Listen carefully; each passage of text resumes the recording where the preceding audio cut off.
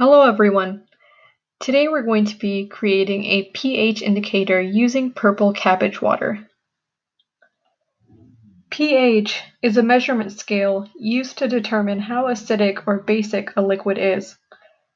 Acidic solutions have a pH of lower than 7, and basic solutions have a pH higher than 7.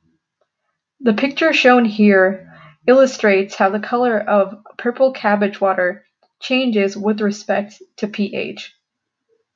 The materials you'll need are shown in the following picture.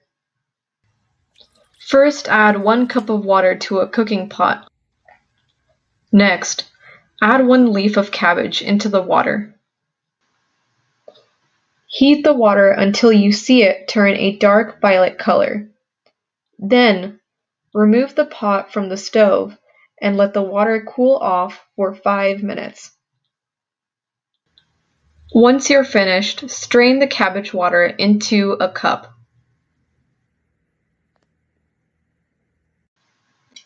Next, in 3 small bowls, add 2 tablespoons of cabbage water. Label each as base, neutral, and acid. Add 1 tablespoon of baking soda to the bowl labeled as base.